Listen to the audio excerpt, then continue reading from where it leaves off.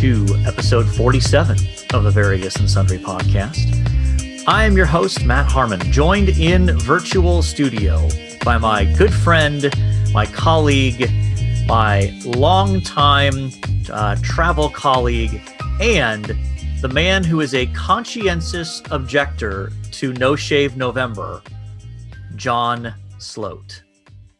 I suppose I am objecting by shaving. Yeah. But I didn't intend to. But did you ever participate in a No Shave November? Yeah, absolutely. Absolutely. When I was an RD, I think it's part of the territory. When you live in the dorm, I think you have to participate.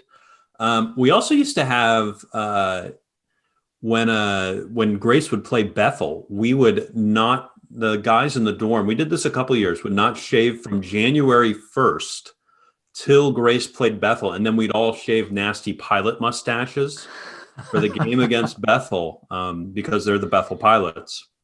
And then we'd go to the game with our ridiculous looking mustaches. Yes. Well, that was a fun tradition. Yeah. As a side note, the Grace College men's soccer team defeated Bethel College in the championship game of the NCCAA national tournament this past weekend. So I saw that. That was very exciting. Congrats to our men's soccer team on winning that national championship.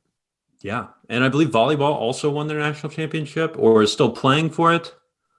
That I don't know. I don't know that we won it. Are we still? That tournament might still be going on. I know our women's soccer team made it to the finals and lost a heartbreaker in I think it was 2 overtimes. Yeah. So, John, here we are in this few days before Thanksgiving, and yet that's not going to stop us from reminding our listeners that they can reach out to us on social media. They can contact us on Twitter at V&S They can email the show, variousandsundrypodcast@gmail.com. They can connect with us on Facebook with our Facebook page, Various and Sundry Podcast. And of course, if you'd really like to participate in the holiday spirit and do something kind and generous for us, you can go on to the Apple Podcast app and leave us a 5-star rating and even a nice little review. Though, if you're going to leave us a review, we are grateful for the one review we've had in the last week.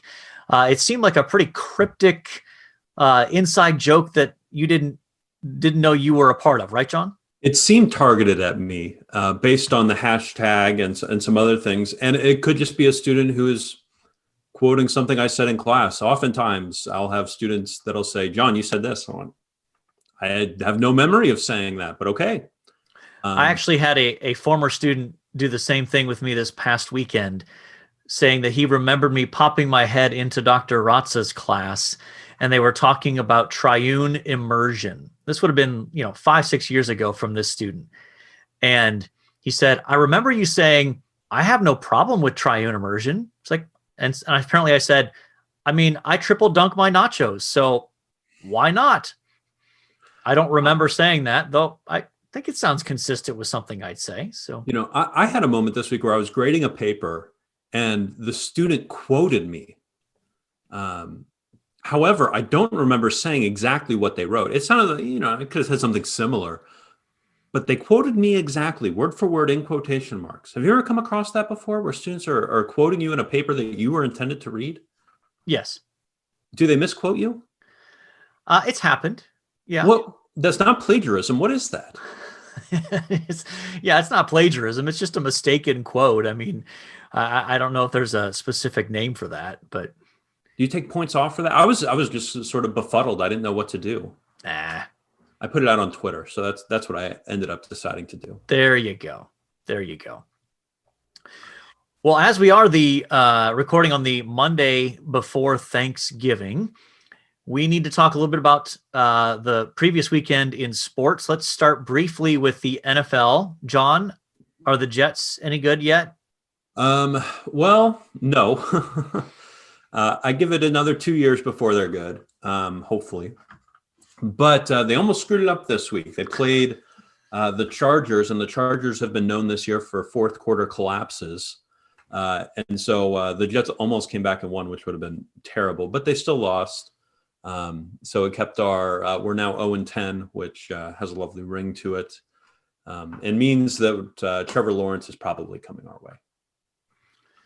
If he's willing to play for your beloved Jets. If he's willing to play. I mean, I think we have an up and coming left tackle. We have as much cap space as anybody in the NFL, and we have an unseemly amount of draft picks.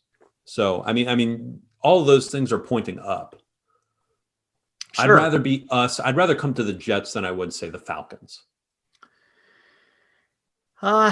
Maybe. I mean, again, there's the ownership / management / coaching situation that is a bit troubling there in New York. Whereas at least the Falcons have demonstrated they are capable of fielding a competitive team in the last, 5 years or so. Yeah, but they have a worse owner than we do. Arthur Blank is no model owner. He's like Jerry Jones Jr. Without as much money. And then their coach Dan Quinn's on the way out, and I don't know where they're going in the future. So I think I'd rather be where the Jets are at than where the Falcons are. Okay, fair enough. On the opposite end of the spectrum, the Steelers are still unbeaten. They pounded the Jacksonville Jaguars. Yeah, big surprise there. Yes, though that's good news for you since, actually that's bad news for you. You would have hoped that they would have risen up and upset the Steelers since the Jaguars have one win. And so they're your most significant competition for the number 1 draft pick. Yeah. So would have appreciated it, didn't expect it. And then the final news is Joe Burrow blew out his knee, sadly. Yeah. I mean, the Cincinnati offensive line is poor, and so it felt like in some ways perhaps only a matter of time. But blew up his ACL. And one thing that was kind of cool, though, was the fact that so he did that playing against Washington, the Washington football team, I should say. And there are several Buckeyes on that Washington football team. And so when Joe Burrow, a former Buckeye, he, of course, transferred to LSU because he lost the starting quarterback job at Ohio State. When Joe Burrow went down, Chase Young, Dwayne Haskins, and Terry McLaurin, all former teammates at Ohio State, came out to the cart and, tried to encourage him and that sort of thing. So fun to see that. But just devastating to see him blow up his knee like that. He was having a really, really strong rookie year, and you just hope that he's able to rehab that and get back next year. Who knows how long that rehab takes? If it's just the ACL, isn't it? Is that what you? I believe it's just the ACL. That's all I've heard. And some guys come back from it really easily, and others don't. Yeah. Though I think as long as you're not a player whose game is built on explosiveness, it's probably not as big a deal. And Joe Burrow is not making his money. He's not Lamar Jackson where you're like, oh my gosh, you can't even tackle him in the open field kind of thing. Like he's a pocket passer. So I think that probably matters a little less in terms of the long-term effects, other than maybe it being susceptible to tearing again if he gets hit. Sure.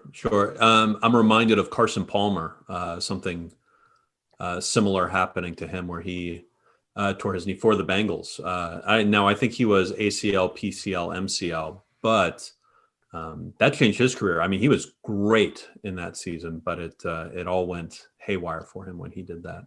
Yeah. So let's get to college football, since that's probably where the more significant things happened in some ways this weekend. So Ohio State survived an impressive effort from IU. And so you actually watched parts of that game. Yeah, this is both the first OSU game and IU game I've watched this year. So, some general thoughts. OSU came out the gate and scored a touchdown, I think, on like 4 plays. And so I think it was 2, actually. It was 2 plays. To their stud receiver, Garrett Wilson, who will be no doubt a first-round NFL draft pick when he comes out after next year. Okay. I thought they were going to run away with the game, but IU, give them credit. They hung in there. They adjusted. They played really well. That wide receiver was really, really good. I thought in the third quarter, I thought IU was going to make a comeback until their quarterback threw that pick six, and I think that was the dagger. Yeah. So much that I could say about this game. I think that IU was probably a little better than I thought they'd be. And I think that Ohio State played pretty poorly in several respects and still was able to win. I will say that, and again, I don't want to be this guy, but there were at least two obvious missed calls that could have turned the game into the blowout that it could have been. One of them was a play that should have been reviewed that wasn't, that was ruled as an incomplete pass, but was actually a fumble that would have given Ohio State the ball inside the IU 20-yard line, up 7-0 already, and a chance to, really stick it to them. The other was late in the game when Ohio State was up 7, and instead of kicking a field goal with 4th and 1 at the IU 5-yard line, you might have stopped watching by this point, but Ryan Day, the coach, decided to go for it, and they ran this play that you can debate whether it was a great play call or not, but there was a obvious targeting that should have been called on IU that would have given Ohio State the first down, and it was missed, and therefore kept IU alive a little bit longer. But having said all of that, Ohio State's got a major issue with their secondary. They gave up 491 yards through the air. And they are going to have to make some adjustments because they don't have the same kind of talent they've had in the past few years. They like to play a lot of press man coverage, and they just don't have the horses they've had in the past few years with their corners to do that, nor do they have the dominant defensive end like Chase Young, Nick Bosa, Joey Bosa to be able to pressure the quarterback. So they're going to have to make some adjustments. On the other side of the, in the rest of the Big Ten, congratulations to the team up north on a huge program-defining win, beating the legendary football program known as Rutgers in triple overtime. So props to them for that massive win. Big shout out to them. Matt, I just got breaking news on my phone. Yeah, this is sad news. The Baltimore Ravens, who have a big game Thursday, so Thanksgiving Day, shuts down the facility with multiple positive COVID tests, putting in jeopardy the Thursday night game against the Steelers, ruining Thanksgiving as we know it. Potentially. Just feels like par for the course for 2020, doesn't it? Yeah, I was actually texting my dad, I think a week ago, just going like, hey, this looks like a good game. We'll be able to watch. This will be good. And sounds like it's done. Yeah. We'll see. Who knows? Northwestern upsets Wisconsin to take charge of the Big Ten West. They moved up to number 11 in the country. I don't know if they're that good, but we'll see, I guess. And there were a couple of weird COVID cancellations over the weekend. Florida State and Clemson got canceled morning of because their medical staffs couldn't agree on. Apparently, there was one Clemson player that tested positive, and the Florida State folks were freaked out about containment and that sort of stuff. So, and there was another one. I can't remember the teams involved, but there was a player. This was bizarre. Did you hear about this? A player, his girlfriend tested positive for COVID the morning of the game. So they rushed this player to get a test to make sure that he wasn't positive. And they actually, I think, delayed the game for Really? yes, for this one player to go get it was so bizarre. Huh. But anyway, such is the COVID life. Yeah. I mean, most of those cancellations seem to go across the South, which is interesting because it feels like most of the spike right now is in the Midwest, really throughout the country, but really focused in the Midwest. Yeah. And then we should probably wrap up with a little bit of NBA free agency talk, right? Sure. I mean, tell us about your Knicks there, John. What's the future look like? Well, we signed two NBA superstars, Austin Rivers and Nerlens Noel, to major superstar contracts. So okay, they're going to be around with. Now, I am excited about the guy that got in the draft, Obi Toppin. Yeah. From Dayton. So I'm excited about him, but I feel bad for the kid that he's stuck with terrible ownership and in a franchise that feels like it's directionless. Yeah, no doubt. And the Lakers are looking to build on their championship team. They signed Montrezl Harrell from the Clippers, and they added Dennis Schroeder as well. They lost Rajon Rondo, and they got rid of JaVale McGee. Oh, and I think they're poised. I don't know if they've officially done it, but they're poised to sign Marc Gasol. Did you see this? I believe they did sign him. Okay. I believe they did sign him. I think I saw that on ESPN. Yeah. Goodness. That'll give him another big man. Now I think Mark's past his prime, but I think it still contribute in meaningful ways. Yeah. The Lakers also did not re-sign Dwight Howard. So getting Gasol is a nice big man piece, and he's a shooter. He can shoot the three. He's not an elite shooter, but he can stretch the floor for you a little bit. But so since it is the week before Thanksgiving here, a week of Thanksgiving, I should say, we thought that we would tackle the topic today of gratitude. And of course, when you get around Thanksgiving, it makes sense that you talk about gratitude. And yet, I think that this is a topic that I'm not sure that we always give it enough weight when we think about it in biblical terms. Mm-hmm. So, John, I thought it might be a good idea for us before we take some time, and we'll take a good bit of time to talk about things that you and I are specifically thankful for. Why don't we just start with a little bit of why this topic matters? Why do you think it's important? Well, I think it's important all the time. And I think one of the points you're making right now is that we tend to talk about this around the holiday of Thanksgiving, and we tend to neglect it, I think, throughout the rest of the year. We often aren't thankful, or intentionally thankful, I should say, throughout the rest of the year.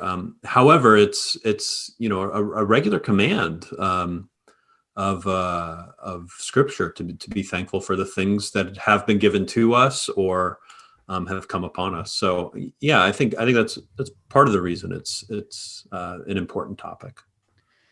Yeah, I absolutely agree. I think that, of course, it's helpful to have a tangible holiday like Thanksgiving to prompt us to be intentional about expressing gratitude and being thankful.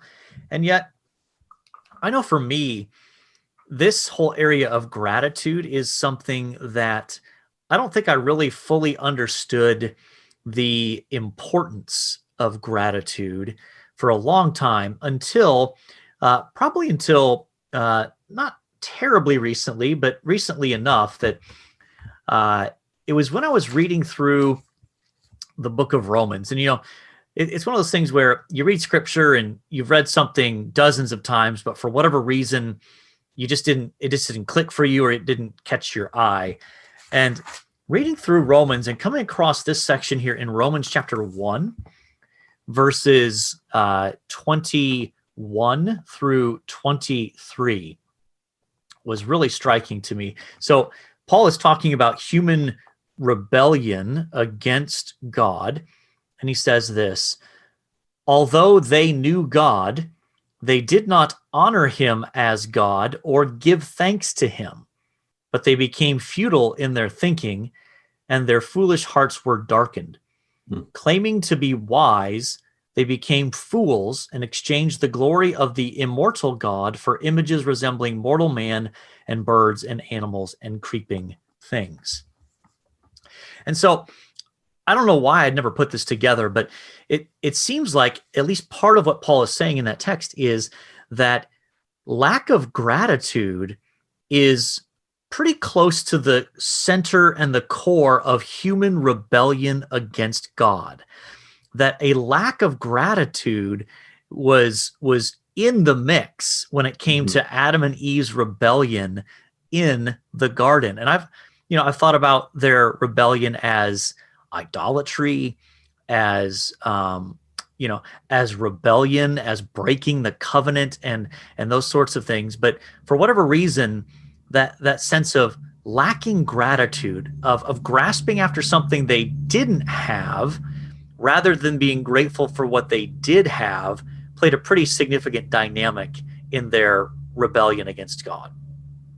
Yeah, no, I think that's a good point. I think it's something that we need to talk more about. That it seems core to the Christian life is this idea that what comes to us is not our own.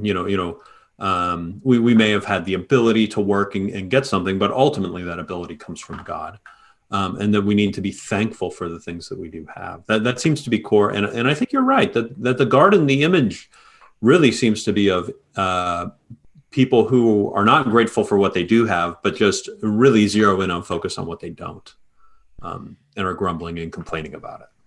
Yeah, and when you start to trace that theme, even of grumbling, through Scripture, I think that it's one of those things where you notice it most clearly in Israel's wandering in the wilderness. Mm-hmm. Obviously there are multiple points where they grumble against God and against his rulers, Moses and the elders and that sort of thing.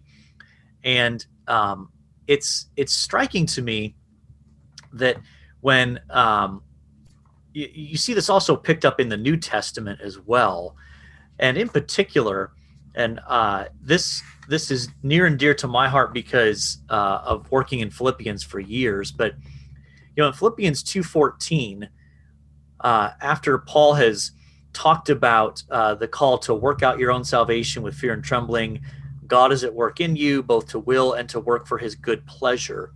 And then he says, do all things without grumbling or disputing. And it can kind of seem like this random, why pick that? Why of all potential sins do you pick that one? And I think that part of it is that he's picking up that tradition of Israel's grumbling in the wilderness and saying, don't follow Israel's example of, after being redeemed from their slavery in Egypt, of engaging in grumbling and basically saying, because you have God's Spirit inside of you, you're capable of overcoming the natural human tendency to grumble and to complain. Yeah. I actually turned to that passage as well and was gonna bring it up that it seems that grumbling and complaining isn't just something that happened for Israel, but is something that is well a part of the church as well. Yeah, and I think that in a year like this, it is especially easy to lose sight of the importance of gratitude and to, quite frankly, indulge in complaining. I mean, there's plenty to complain about. Absolutely. It's not for lack of content in terms of grumbling, but it's this is an opportunity, I think, for us to be reminded that even in the midst of difficult circumstances, I mean, you're going to be hard pressed to find anyone who's like, man, 2020 was just the best year for us, man. It was just like awesome for us. Like, you're going to be really hard pressed to find somebody who thinks this was maybe the greatest year ever, kind of thing.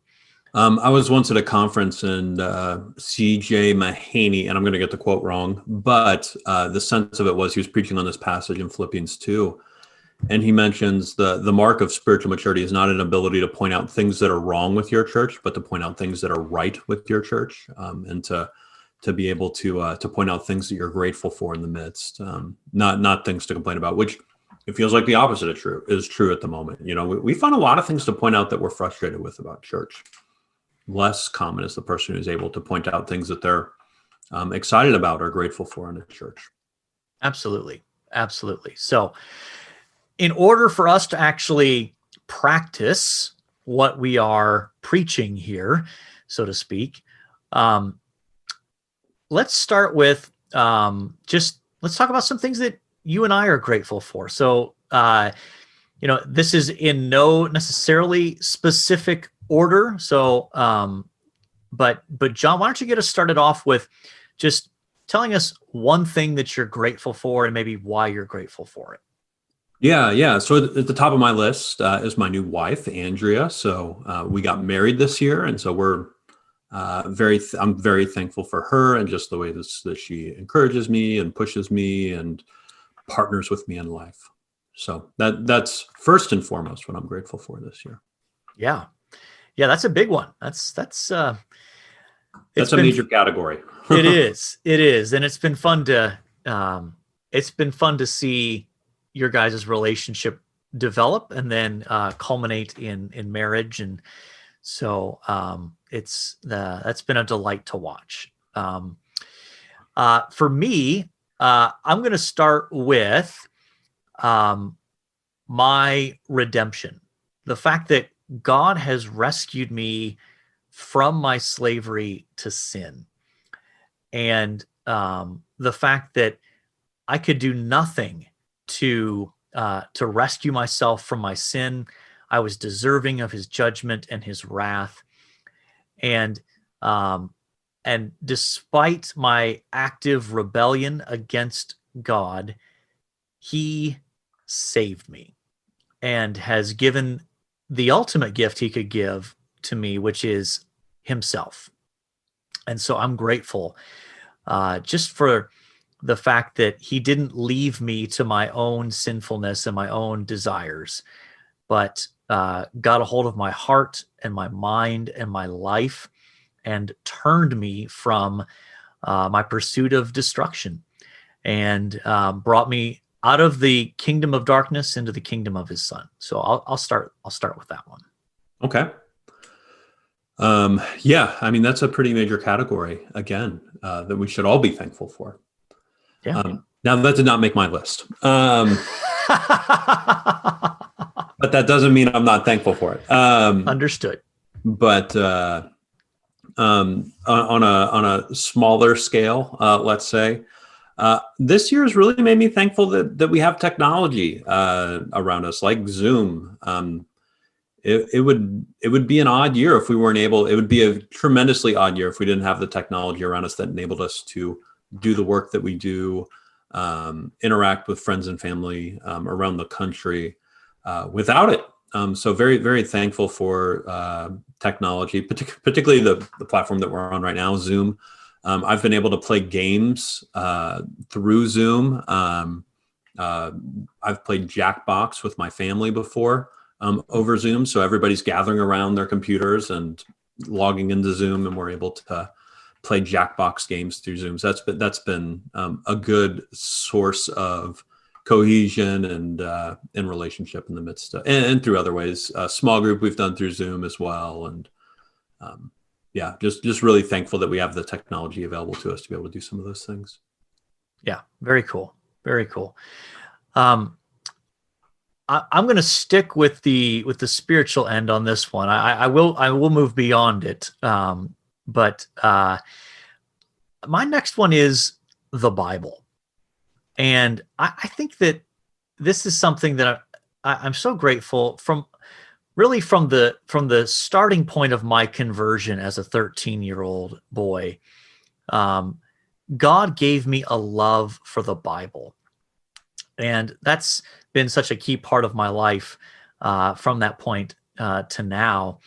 And just the fact that we have so many tools available to dig into Scripture, to understand it, to apply it, to communicate it, and just the fact that God has even put me in a position where I get the privilege of teaching people the Bible, whether it's in the classroom, whether it's through writing or other contexts. I just am so grateful that God would choose to speak and inspire human authors to write down what he said and what he wanted them to write, and that we have such easy access to physical copies of Scripture to such a degree that people in the early church, or even before the advent of the printing press, would have never even conceived of having such easy, ready access to the Bible. So I'm grateful for that. Yeah, we talk about that in church history a lot. You know, how the printing press was a major mover of the Reformation and getting the Bible into people's hands. So a major thing.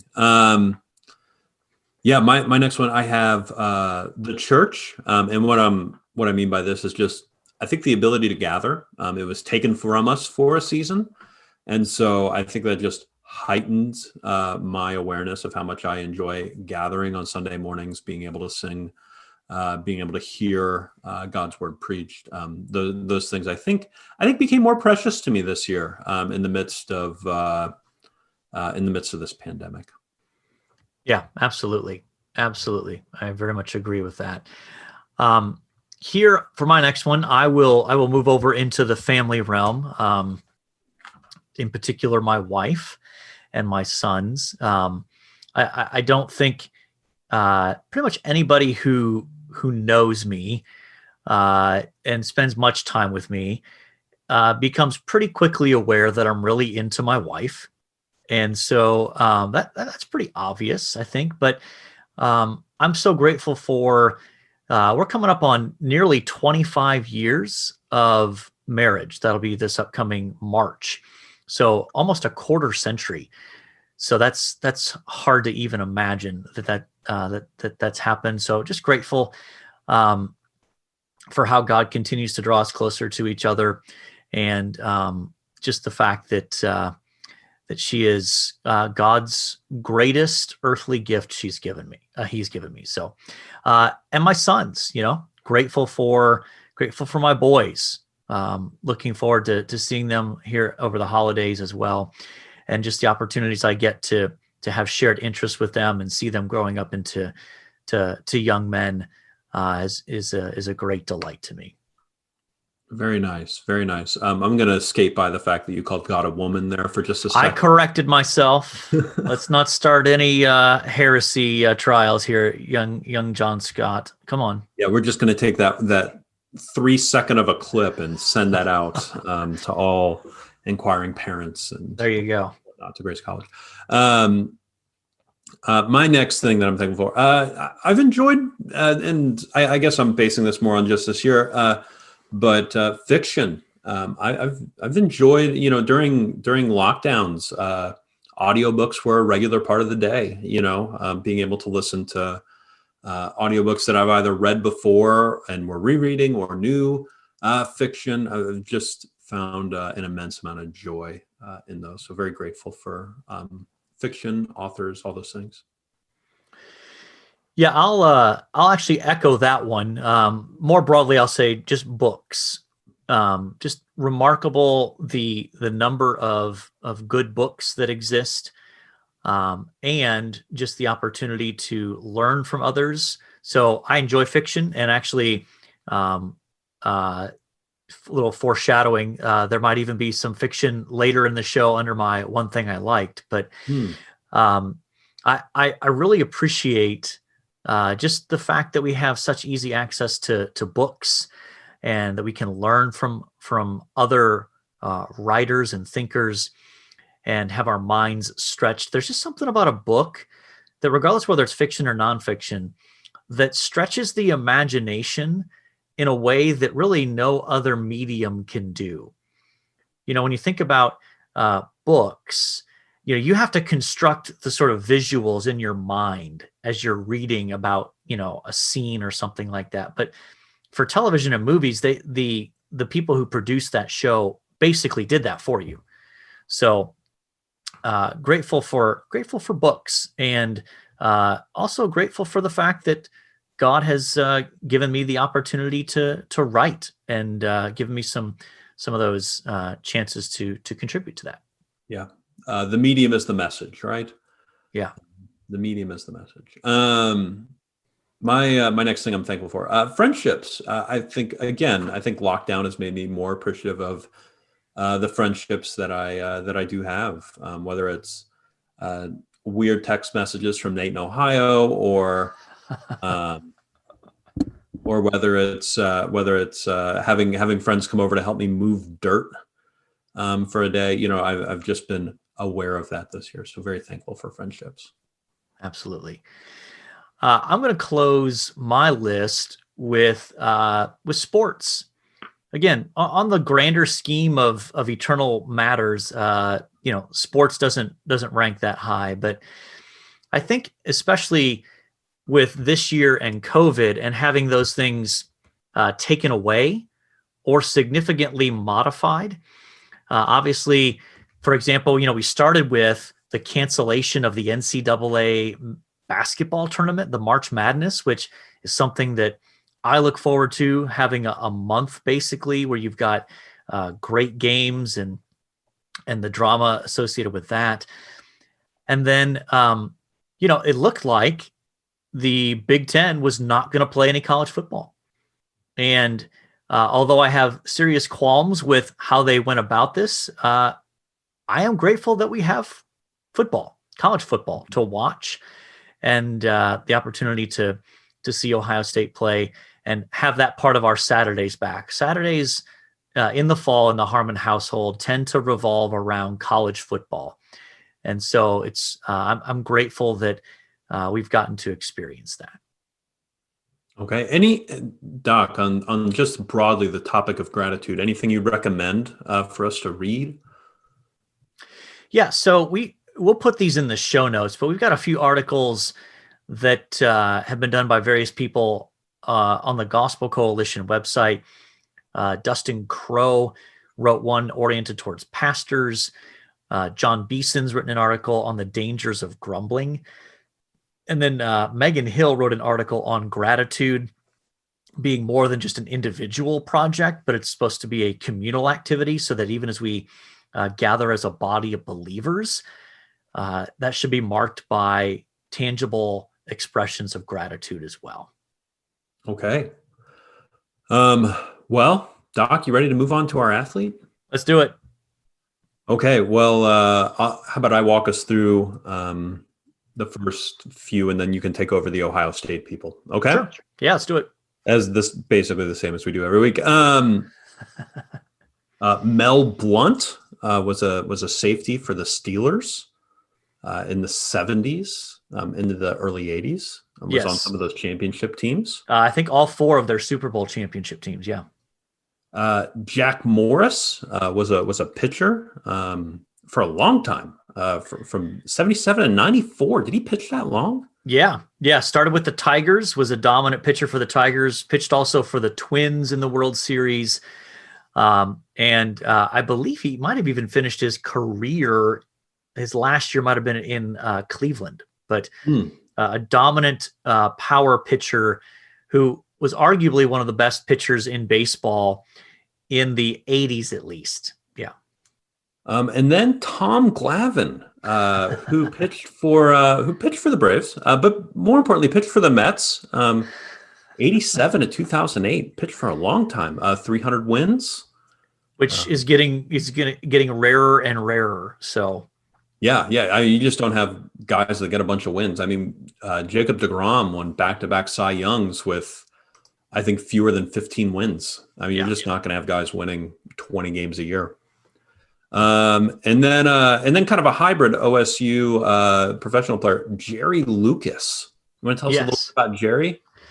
Yeah. So this is pretty old school. So Jerry Lucas was an All-American performer for Ohio State on the basketball team there, and was part of their great run in the late 50s, early 60s. And in his he set an NCAA tournament record in 1960, becoming the only player, and still is the only player, to record more than 30 points and more than 30 rebounds in the same game. 33 points, 30 rebounds. That's pretty impressive. 30 for 30. That's right. So he went on to have a pretty decent NBA career including playing with this relatively little known organization called the New York Knickerbockers, if I'm correct. Yeah, Is that Knickerbockers? Yeah. Yeah. And was part of their championship team in 72? I believe 72. I think the Lakers won 71. Okay. So he was a pretty key contributor to those teams in terms of, scored about 20 points a game, almost 10 rebounds a game, 6 assists in the series against the Lakers and playing against Wilt Chamberlain in that 71 series that they lost, but then being part of the team the next year. So also, side note, after his playing career was over, he became known for his memorization skills, which included memorizing 50 pages of the Manhattan phone book. What a terrible idea, An utter waste of time, you would think, right? Yeah. Like, find something else to memorize. But in any case, that's Jerry Lucas. And then for Ohio State, we've got Chick Harley. And if you're looking at the show notes there, John, you'll notice that he played several positions: halfback, punter, kicker, safety, from 1916 to 1919. So we're going way back in the time machine there. Yeah, that's leather helmet era there. Oh yeah. More recently, AJ Hawk, linebacker from 2002 to 2005, terrific player, had a good but short NFL career, was kind of injury hampered by that. Packers? Was he with the Packers? Packers, yep. And then I think he finished his career with the Bengals, I believe. Oh, really? But yeah, the Packers kind of moved on from him because of injury. So in any case, so John, who do you want to go with here? Well, despite how partial I am to Tom Glavine, I think we need to go Jerry Lucas just because of how interesting he is. Yeah, he's fascinating. So I agree. And, when we come around to episode 147 in about 2 years, Tom will be at the top of our list there. So. Okay. Sounds good. All right. So Jerry Lucas it is. One thing we liked, and I feel like I always ask you to go first. So I'm going to mix it up and I'll go first, if that's all right with you. That sounds good. So as I foreshadowed earlier in the episode, my one thing I like is I have started rereading the book East of Eden by John Steinbeck.